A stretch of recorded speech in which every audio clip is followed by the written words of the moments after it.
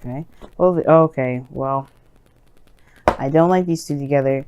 You know, Aries just got this combination, and these two can indicate a codependent relationship.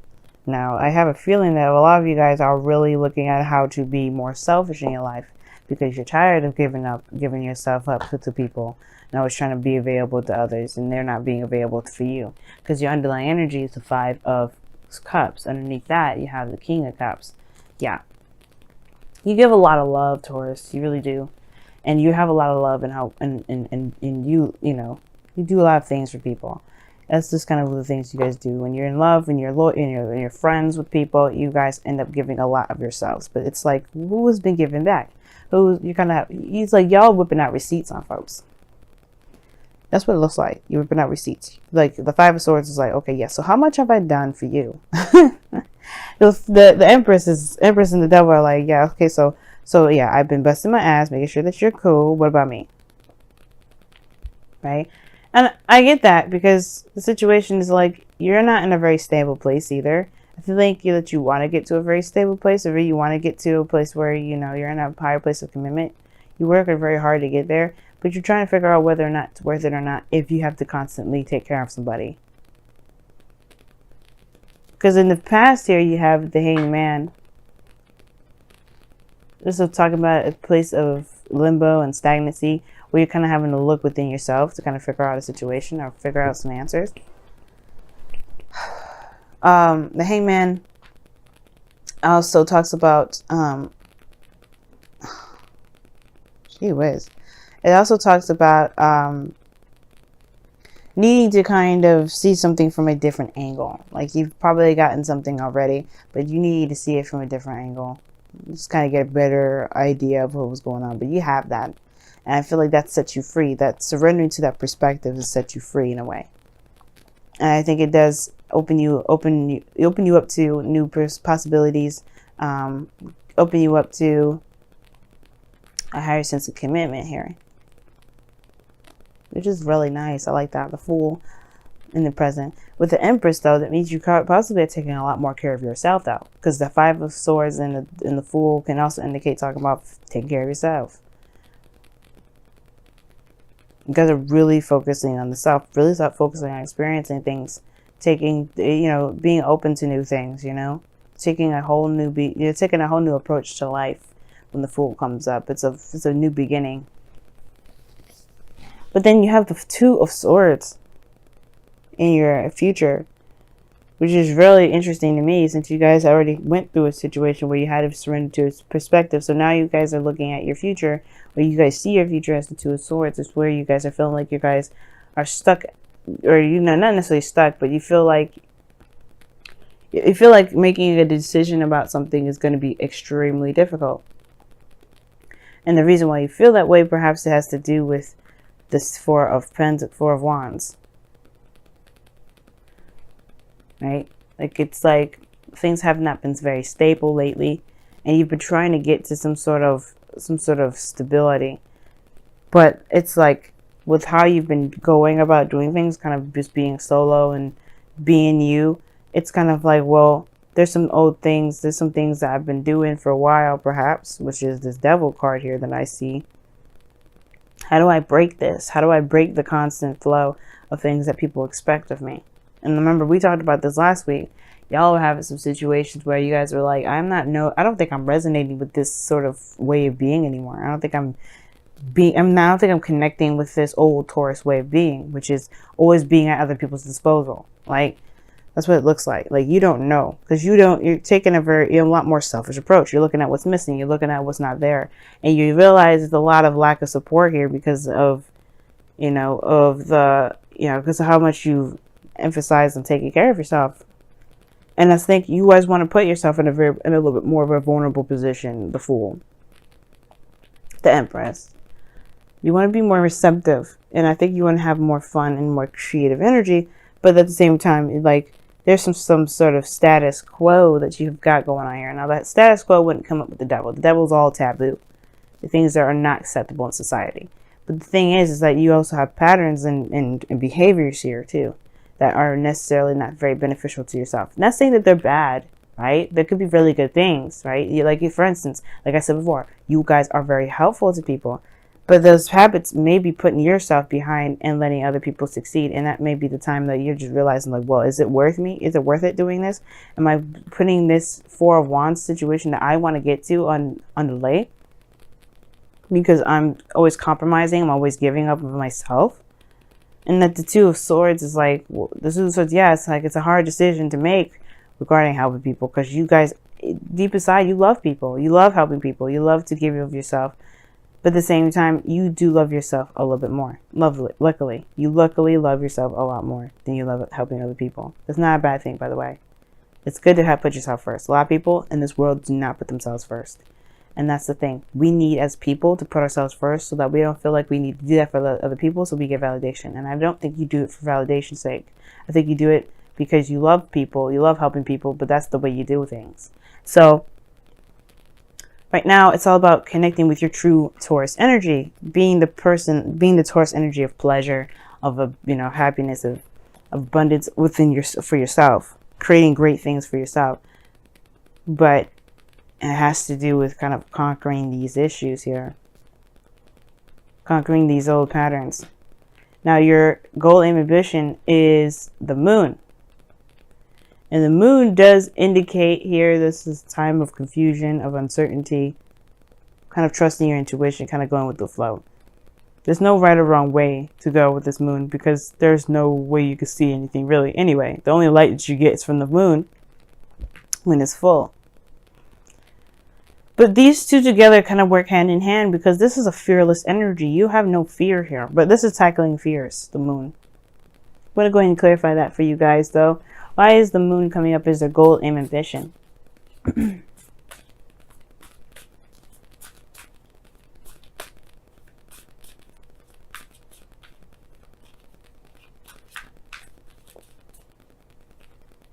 Okay, I was saying, these two go hand in hand. You got the Fool to come up with it. Wow. Okay, I swear, I shouldn't be so surprised every time I pull a tarot card and they kind of go and pretty much confirm what I just say. But it's always nice. I don't know. But the Moon and the Moon and the Fool is conquering your fears, being fearless right now. Being fearless to go ahead and say, you know what, I'm going to do this for me. I'm not doing this for anybody else. I'm doing this for me. You're going to put yourself first, Taurus. That's the hard part, right? The Two of Swords is just saying, you know what? I have to do this. I have to put myself first. Let me see why you guys have the Two of Swords in your future, though. I already know why, but I just want to know what they come out with. Why is the Two of Swords in Taurus's future?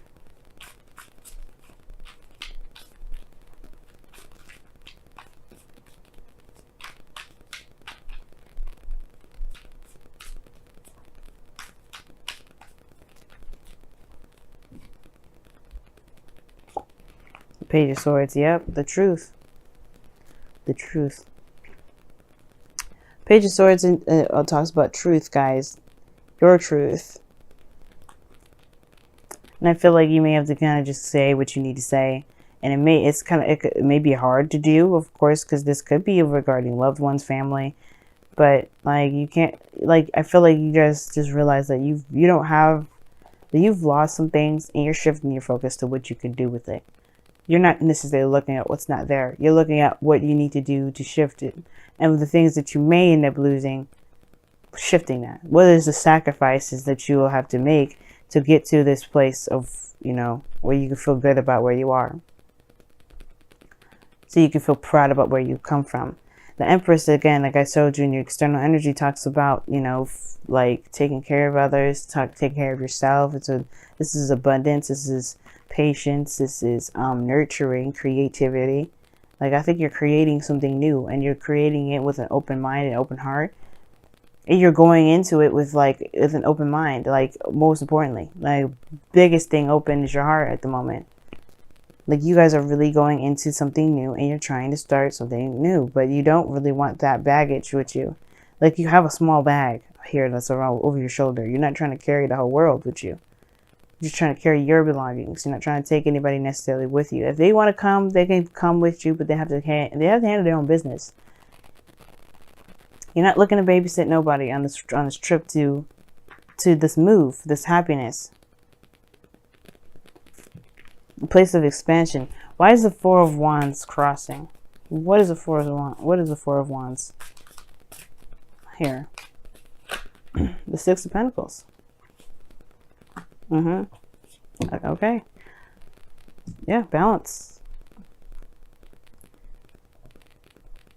You want a stable place that has a solid give and take. You want to make sure that you're being compensated for the things that you're in. Like, you want to be in a relationship with someone, sure, but you don't want to be giving your ass off. Like, literally. You don't want to be doing so much that you're not getting anything back, or you feel like you're not getting anything back. So some of you guys may even be preferring the single life right now because you don't want to be giving up of yourself so much. Like, I don't think you have a problem with it. I don't think you have an issue with giving of yourself. That's not the thing. The thing is if what are you getting back? What are you sacrificing? Are you getting the support that you're giving someone else? I'm telling y'all whipping out the receipts. But your outcome is showing the Devil here. And it's finding the power to overcome situations that you don't feel like you have a lot of power in. And it may be certain patterns, certain ways of being. You know what I mean? Like, you've been doing something for so long, people are used to it, but that doesn't mean that you can't change. That doesn't mean that you're not allowed to change. The circumstances around you are used to you being chained up. But does that mean you stay chained up? Hell no. Sure as hell doesn't. You are allowed to live the life that you want to live, Taurus. And if that means that you have to tell people to go and find their own way of doing something, pick up their own plate and put it in the sink and clean it, clean their own damn kitchen, find their own way to the fucking club if you want to hang out with me, that's fine. You know what I mean? You can't be hanging out with people that want you to do stuff for them all the time. I mean, you can if you want to, but you know what I mean? Like, if you've been trying to be you for a long time and you're realizing that people are just around you right now because of what you can give, what real support is that? I get you, Taurus. You know, I get you. Let's go ahead and see what's going on in your oracle area of the week. See what the Wisdom of the Oracle has got to say. Oh, they got. Amen. Don't be doing stuff by yourself though either, Taurus. Okay. Now, the same message with Aries. Like, if you guys are just comfortable with doing stuff by yourself, you may just need to stop for a second and really look at what you're doing. Like, you don't have to do it out by yourself. You can ask people for help. I get that you've been helping other people out, and it's kind of like, you know, it's something that you like to do. But as a fixed sign, you know, like, you got a lot on your plate too. You're aware of a lot more responsibilities and a lot more of a structured thing than other signs. That's not a bad thing. But seriously, if you do need some help in your life, as much as love as you've been giving out to people, let them give us back to you. You know what I mean? I always say I don't usually tell people what to do. I've been telling people what to do a lot lately. And please forgive me for that, because I don't want to be the boss of your life. And I really want you guys to be more proud and more comfortable making decisions on your own. But seriously, like Up is saying, like, stop helping people if they don't want to help you. Stop, you know, rejecting help because you think you can do it yourself. You can do it yourself. Nobody's saying you can't. When people offer their hand to you, it's totally not to say that you're incapable of doing it on your own. And I get the pride of wanting to do it by yourself, but should you do it by yourself? The Empress is pregnant. Do you think she should be gardening, lifting weights and shit? Hell no. She's probably still going to do it, but do you think she should be doing that? Think of yourself as a pregnant woman. Even if you're a man, think of yourself as a pregnant woman.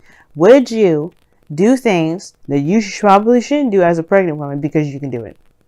Probably not. And it's not because you're weak and you're vulnerable or anything like that. It's none of that.